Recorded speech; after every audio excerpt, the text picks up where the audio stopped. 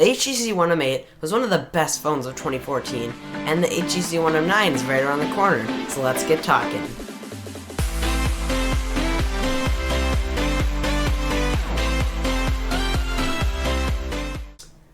So the M9 is set to launch on March 1st in Barcelona, Spain. And the phone also is set to feature an octa-core 64-bit Snapdragon 810 processor, and it's really unique because it will have both two different clock speeds. So 4 of the cores will be clocked at 2 GHz, and the other 4 will be clocked at 1.5 GHz. So depending on what your load is at the time and what apps you have running and things like that, they'll be able to throttle the usage in the cores depending on what you need at that time and save battery life alternatively.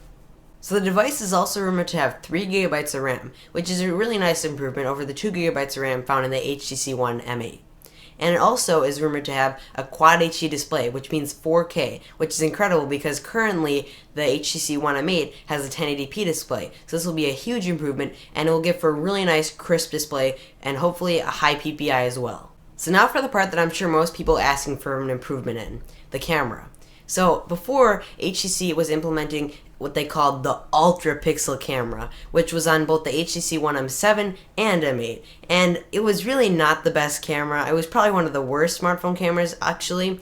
I mean, it had some good low light performance, but overall it did not do a very good job, and they marginally improved it in the HTC One M8, but it really needed a huge step up, and they did deliver that by delivering a 20 megapixel sensor.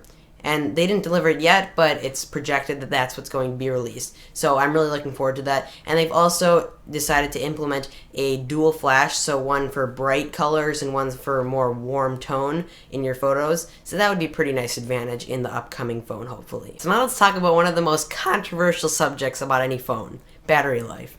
So this phone will be featuring a 2840 milliamp hour battery, which is an improvement over the M8, but definitely not the best, and it would be nice if it was a little bit larger. Like the Note 4 from Samsung has a huge battery, which does great. I mean, I'm assuming this would last a day, but I personally have no experience, nor does anyone at this point, but I'd like to get my hands on it and actually test it out and see what it lasts in a day's time. So software-wise, this watch will be featuring Android 5.0 or Android Lollipop, which is the latest software from Android, and it's a really nice user experience overall. It delivers some pretty nice overall looks and appeals and features overall, and I think it looks like iOS sort of, which is really nice because it has that nice simplistic look and feel, and it's a really nice platform overall. So I'd really like to see that on this new HTC One M9. So this phone is set to be launched at $649, which is about the standard for smartphones nowadays, and considering what you're getting, I think it's worth $650, but of course I'm not going to be paying that much. I'd get on a contract if anything,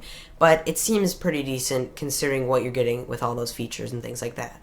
So if you're looking for a new phone in the upcoming future, I definitely recommend checking this out if it is what it says to be, because it seems like it'll be a great device overall, and I'd really like to get my hands on it and test it out because I am personally an HTC user, and I really like what their approach is on hardware and things like that, and their Sense UI. They just do a really nice, clean design and job overall, and I really do like that company, so I want to see what they have to put out in their future products. So this has been my video about the HTC One M9. Thank you for watching. Please rate, comment, subscribe, and I'll catch you in the next one. See ya!